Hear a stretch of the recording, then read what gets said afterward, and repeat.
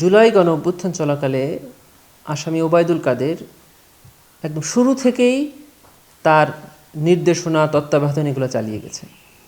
সে বিভিন্ন সংবাদ সম্মেলনে আওয়ামী লীগের নেতাকর্মীদের যেমন করে আন্দোলনকারীদের উপরে আক্রমণ করার নির্দেশনা দিয়েছেন, ঠিক তেমনি টেলিফোনে কথোপকথনের মাধ্যমে সারা বাংলাদেশে তিনি একটি সমন্বয় করেছেন এই আন্দোলন দমনে তার নেতাকর্মীদের এবং সরকারের।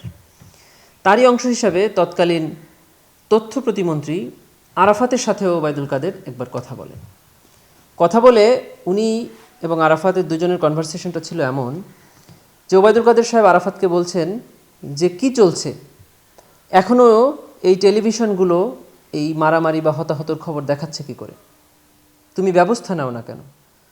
তখন আরাফাত সাহেব বলছেন যে আমি অলরেডি ওদেরকে বলে দিয়েছি যে এরপরে যদি কোনো টিভি চ্যানেল এই জুলাই আন্দোলনে কোনো হতাহতর ঘটনা দেখায় বা কোনো খবর প্রচার করে তাদেরকে আমরা পুরোপুরি বন্ধ করে দেব। বাংলাদেশে এই চ্যানেল আর কোনো দিন তাদের খবর প্রকাশ করতে পারবে না। উনি এটাও বলছেন যে আমি অলরেডি কয়েকটাকে বন্ধ করে দিয়েছি, তারা এই হতাহতের খবর প্রচার করেছিল, এই জন্য অলরেডি আমি তাদেরকে বন্ধ করে দিয়েছি। ডকুমেন্টারি এভিডেন্স থেকে দেখা যায় যে আমরা 4টি টিভি চ্যানেল থেকে প্রাপ্ত তথ্যের ভিত্তিতে দেখেছি যে এই জুলাই আন্দোলনের সময় বিভিন্ন তারিখে এই চ্যানেলগুলো কোনোটা 2 ঘন্টা, কোনোটা 3 ঘন্টা, কোনোটা 1 ঘন্টা করে বন্ধ রেখেছিল। এটা সরকারের নির্দেশনায় এই মর্মে তারা একটা সার্টিফিকেটও আমাদেরকে দিয়েছে যে এই 4টি চ্যানেল বিভিন্ন সময় তারা বন্ধ রাখতে বাধ্য হয়েছিল। এবং আরাফাত সাহেব আরেকটা কথা বলছেন যে বঙ্গবন্ধু স্যাটেলাইটের মাধ্যমে অলরেডি আমরা এরকম একটা নির্দেশনা দিয়ে দিয়েছি যে যদি কেউ এটা দেখায় অটোমেটিক্যালি সেই চ্যানেল এরপরে বেশ কিছুক্ষণের জন্য বন্ধ থাকবে।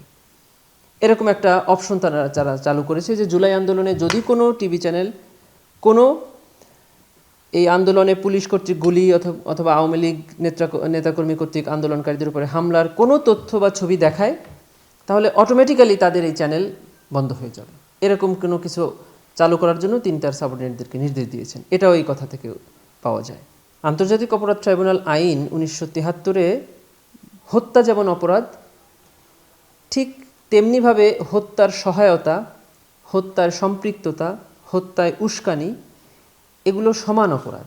শুধু তাই নয়, এই আইনে আরেকটি বিষয় আছে, সেটা হলো ষড়যন্ত্র করা। এই হত্যাকাণ্ড সংগঠনে ষড়যন্ত্র করা এটাও একই ধরনের অপরাধ এবং একই শাস্তি। আমরা এখানে দেখতে পাচ্ছি যে এই যে জুলাই আন্দোলনের ছাত্রদেরকে হত্যা করা হচ্ছে, এই হত্যাকাণ্ড যেন মানুষ জানতে না পারে, এই জন্য যেমন ইন্টারনেট বন্ধ করে দেওয়া হলো, ঠিক তেমনি টিভি চ্যানেলকেও সেন্সর্ড করা হলো এবং হুমকি দেওয়া হলো তারা যেন এই খবর প্রচার না করে।